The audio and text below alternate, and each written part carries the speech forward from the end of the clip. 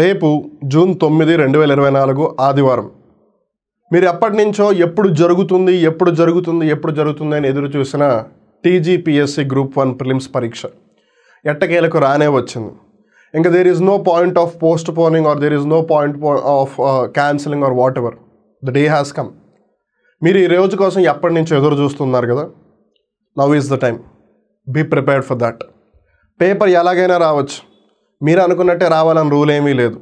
Paper ఎంత టఫ్గా అయినా ఉండొచ్చు, పేపర్ ఎంత ఈజీగా అయినా ఉండొచ్చు, పేపర్ ఎంత ట్రిక్కీగా అయినా ఉండొచ్చు. Be prepared for each and every possibility. The only thing is positive మైండ్తో ఎగ్జామ్ రాయడానికి వెళ్ళండి. నేను బాగా రాయగలను అన్న నమ్మకంతో వెళ్ళండి. కానీ పేపర్ ఎలాగైనా రావచ్చు, దాన్ని కూడా మైండ్లోనే పెట్టుకుని ఉండండి. At the very same time మీరందరూ బాగా ప్రిపేర్ అయ్యారు. ఆ బాగా ప్రిపేర్ అయ్యారని కాన్ఫిడెన్స్తోనే ఖచ్చితంగా ఉండండి. మోస్ట్ ఆఫ్ ద టైమ్స్ ఏమవుతుందంటే ఎగ్జామ్ దగ్గరకు వచ్చే కొద్దీ మన మైండ్ సెట్ మారిపోతూ ఉంటుంది for various reasons which is quite natural and normal as well. అలా అవ్వడం తప్పు కాదు, కానీ దాని నుంచి మనం బయటికి రావడం చాలా చాలా important. Because end of the day అది మన ఎగ్జామ్ యొక్క ఏదైతే అటెంప్ట్ ఉందో దాని మీద చాలా ఎఫెక్ట్ చూపిస్తుంది అది. అందుకని ఏది ఏమైనా సరే మీ కష్టానికి తగ్గ ప్రతిఫలం రావాలి అని మీరు అందరూ కూడా ఖచ్చితంగా ఒకవేళ నిజంగానే బాగా ప్రిపేర్ అయ్యి ఒకవేళ సరే పోనీ అదృష్టం బాగుంటే లక్కీ పీపుల్ ఎవరైనా సరే, ఎందుకు మనం అన్నెసరిగా కేటగిరైజ్ చేయడం, కానీ అందరూ కూడా టీజీపీఎస్సీ ప్రిలిమ్స్ ఏదైతే ఉందో దాన్ని క్వాలిఫై అవ్వాలి అని మనస్ఫూర్తిగా కోరుకుంటూ, well of course there are again possibilities, ifs and buts, but in జనరల్గా wishing everyone all the very best for your examination which is TGPSC group 1 prelims exam. And there is nothing must to say because చెప్పాల్సినంత already నిన్న అంతకుముందు కూడా చాలాసార్లు చెప్పున్నాం కాబట్టి మీకు తెలిసి ఏం చేయాలి అనేది. జస్ట్ ప్యానిక్ అవ్వకండి, నర్వస్ అవ్వకండి. Simple things. అండ్ ఏదైతే టీజీపీఎస్సీ గైడ్లైన్స్ వచ్చిందో వాటిని మటుకు మర్చిపోవద్దు. ఫస్ట్ అండ్ ఫార్మోస్ట్ థింగ్, ఏదైతే creamy layer, non creamy layer అనే ఆస్పెక్ట్ని హాల్ టికెట్ మీద ప్రింట్ చేశారో ఆ హాల్ టికెట్ని ప్రింట్ చేసుకుని తీసుకెళ్ళండి. If you doesn't come under that category that's absolutely fine. But ఒకవేళ ఆ creamy layer, non creamy layer కాన్సెప్ట్లోకి మీరు వస్తే కనుక, కన్సిడరింగ్ ఈసారి ప్రిలిమ్స్ తర్వాత మెయిన్స్ తర్వాత జరిగే అన్ని ప్రొసీడింగ్స్కి కూడా ప్రిలిమ్స్ హాల్ టికెట్ని కన్సిడర్ చేస్తాము అని వాళ్ళు గట్టిగా చెప్పారు కాబట్టి ఇట్ బికమ్స్ వెరీ ఎసెన్షియల్. అందుకని అది జాగ్రత్త. కొత్త హాల్ టికెట్ అవుతుందో దాన్ని వెంటనే లేట్ చేయకుండా, ఇప్పటికైనా పోయిందేం లేదు, టీజీపీఎస్సీ అఫీషియల్ వెబ్సైట్కి వెళ్ళి హాల్ టికెట్ని డౌన్లోడ్ చేసుకోండి. అండ్ సెకండ్ థింగ్ ఈజ్, వాళ్ళు ఏదైతే బ్లాక్ పెన్నో బ్లూ పెన్నో వాట్ ఎవర్ ఏదైతే మెన్షన్ చేస్తున్నారో వాటిని ఒకటి కాకపోతే రెండు కాకపోతే 3 పట్టుకెళ్ళండి, పర్లేదు. అండ్ కొంతమంది ఆబ్వియస్లీ ఎగ్జామ్ రాసాడు కొంచెం టెన్స్గా ఫీల్ అవుతారు కాబట్టి చెమటలు పట్టేస్తాయి చేతులకి. So make sure you are carrying a kerchief or a napkin with you. ఎవ్వరు ఏమీ అనరు, ఎందుకంటే నాప్కిన్లో ఏం కనిపించదు, కర్చీఫ్లో ఏం కనిపించదు. ఒకవేళ అడిగితే ఇలా దులిపి చూపించండి, పర్లేదు. నాప్కిన్నో కర్చీఫ్నో మీతో పాటు క్యారీ చేయండి. వాటర్ బాటిల్ మోస్ట్లీ సెంటర్లోనే ప్రొవైడ్ చేస్తారు. వీలైతే పట్టుకెళ్ళండి, వాళ్ళకు కూడా కాదు అనుకుంటే సెంటర్ దగ్గర పెట్టేసి వెళ్ళిపోండి. అలానే ఏ ఆర్నమెంట్స్ క్యారీ చేయకండి. మీరు ఇన్ జనరల్గా ఇంట్లో ఎవరు లేకపోతే ఎంత సింపుల్గా బట్టలు వేసుకుంటారో అంత సింపుల్గా ఎగ్జామ్ హాల్కి వెళ్ళండి.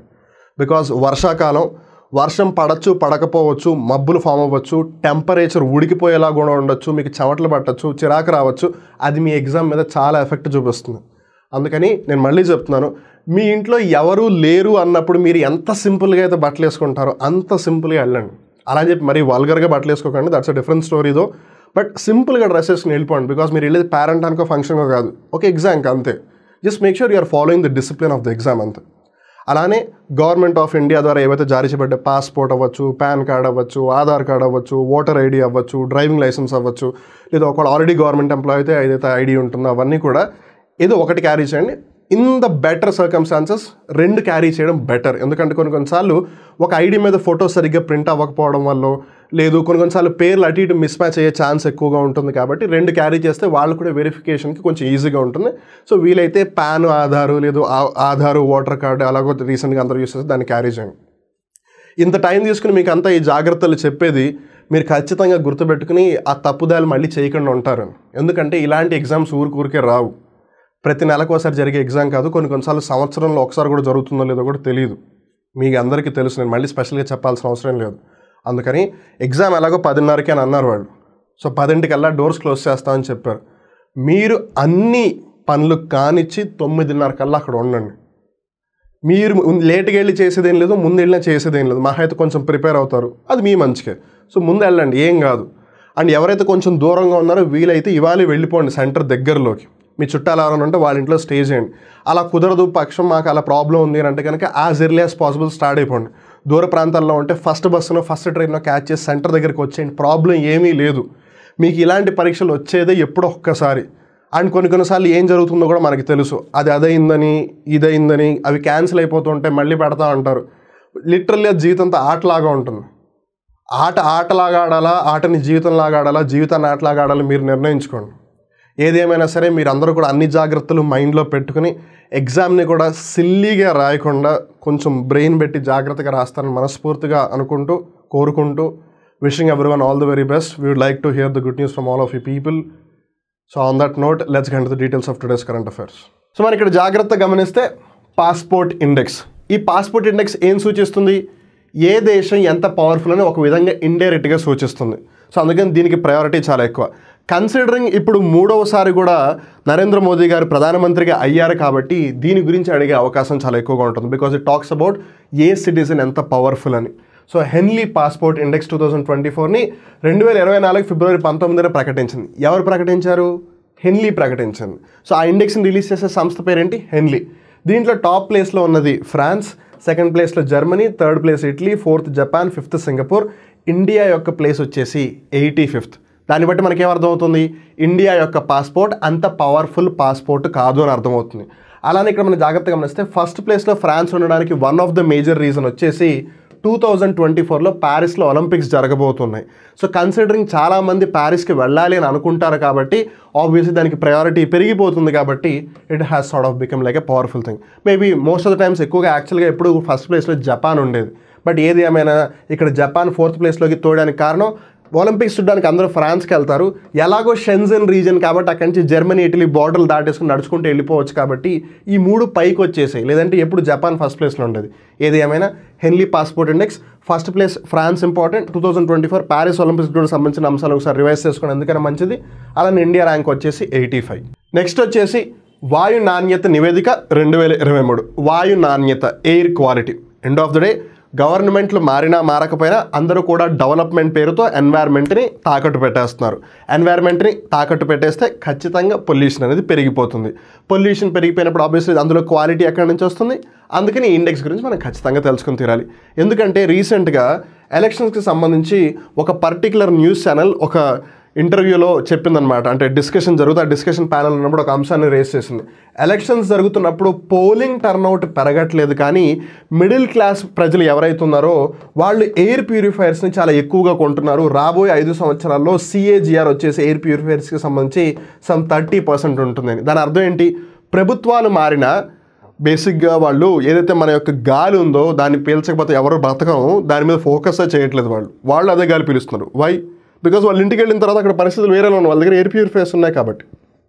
సో ఏది ఏమైనా సరే ఈ ఎయిర్ క్వాలిటీ ఇండెక్స్ చాలా చాలా ఇంపార్టెంట్. సో స్విట్జర్లాండ్ దేశానికి సంబంధించిన IQ ఎయిర్ సంస్థ. సో స్విట్జర్లాండ్ దేశానికి సంబంధించిన IQ ఎయిర్ సంస్థ 2024 మార్చి 19న ఈ ప్రపంచ వాయు నాణ్యత నివేదికను విడుదల చేసింది.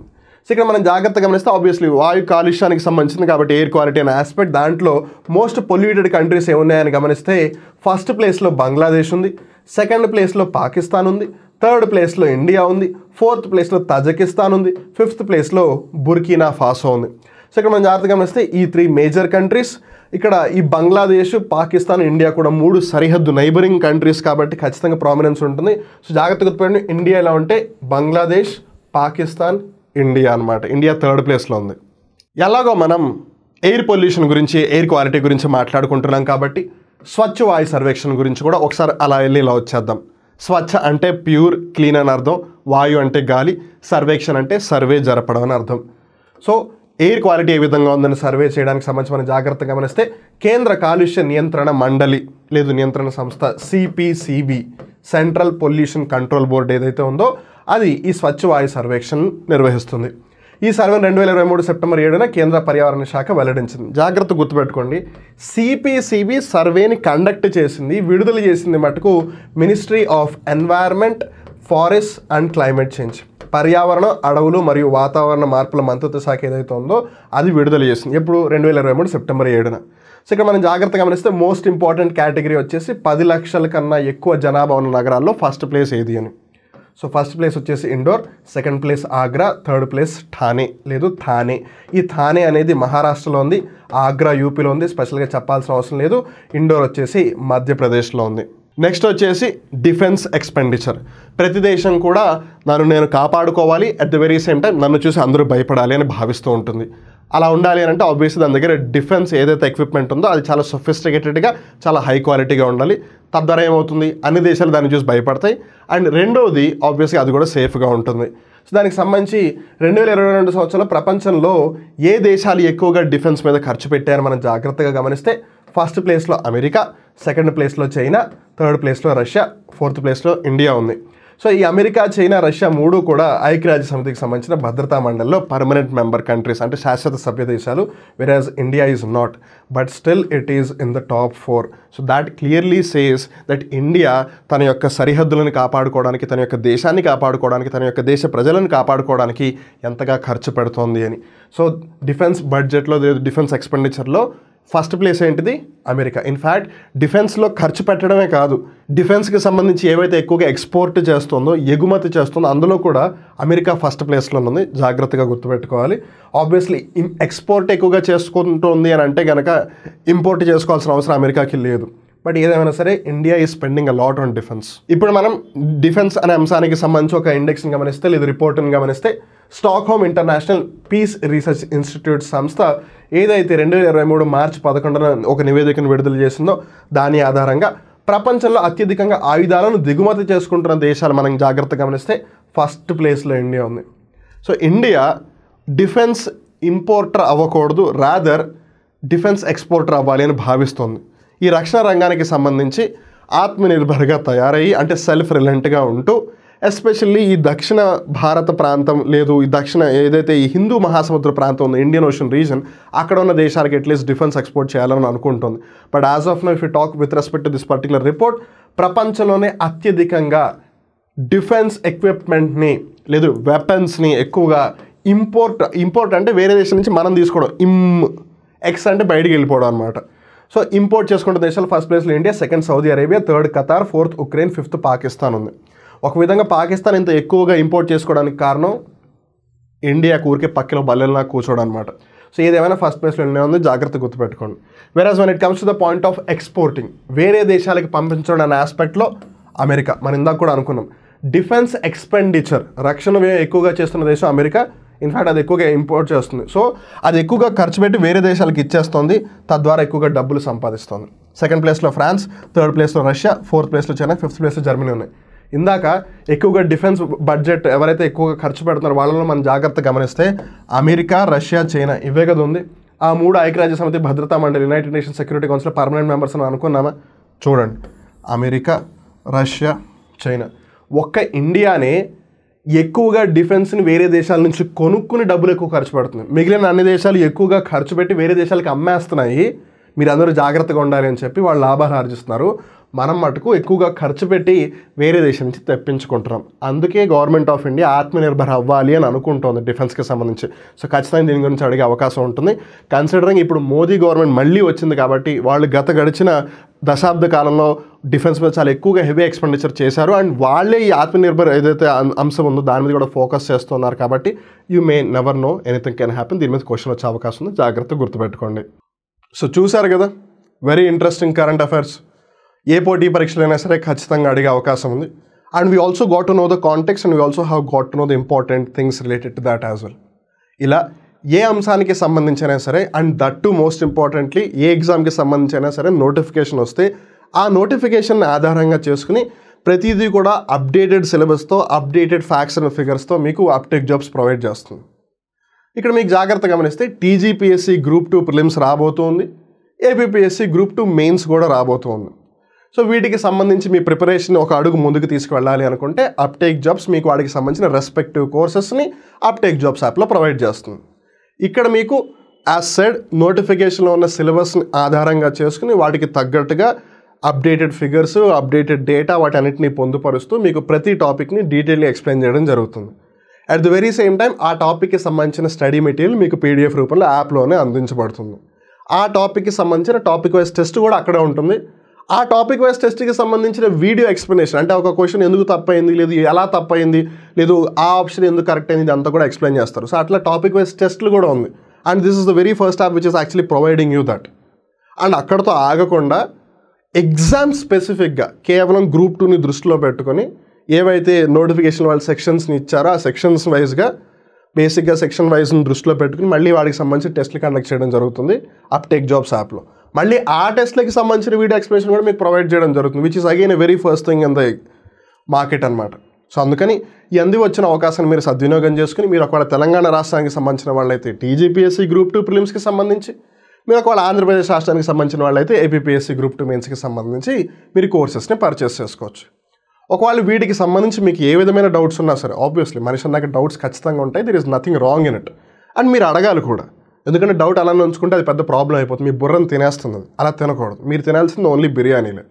సో బిర్యానీలు ఎలాగో తింటారు కాబట్టి ఈ డౌట్ని అయితే క్లారిఫై చేసుకోవాలి కదా. ఆ డౌట్ని ఎక్కడ క్లారిఫై చేసుకుంటారు? అప్టేక్ జాబ్స్ యాప్కి కాల్ చేసి.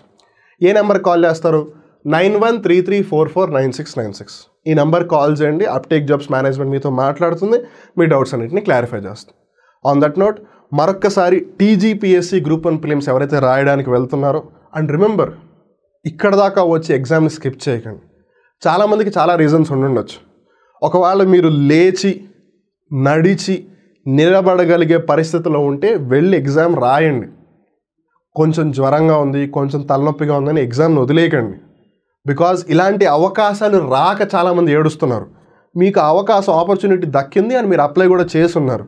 And if you do have the hall ticket and if you are near to the location, near in the sense at least ఒక 100-200 కిలోమీటర్స్ రేంజ్లో ఉంటే కనుక go and give the exam. Clear అవుతుందా లేదా, qualify అవుతారా లేదా, that's a different story. అది మన చేతిలో లేదు, బట్ ఎగ్జామ్ రాయడం అయితే మీ చేతిలో ఉంది కదా. So don't lose this chance. అందరూ కూడా బాగా రాస్తారని ఆశిస్తూ అందరికీ ఆల్ ది బెస్ట్ చెప్తూ ఈ ఎగ్జామ్స్ కూడా బాగా ప్రిపేర్ అవ్వండి. ఎండ్ ఆఫ్ ద డే మీ లైఫ్కి మీరే రెస్పాన్సిబుల్. మళ్ళీ ఇంకో కొత్త కరెంట్ అఫైర్ ఎపిసోడ్లో కలుద్దాం. అప్పటి వరకు చూస్తూనే ఉండండి అప్టేక్ జాబ్స్. మిమ్మల్ని మీరు అప్డేట్ చేసుకుంటూ ఉండండి. నేను మీ వివేక్. నమస్కారం.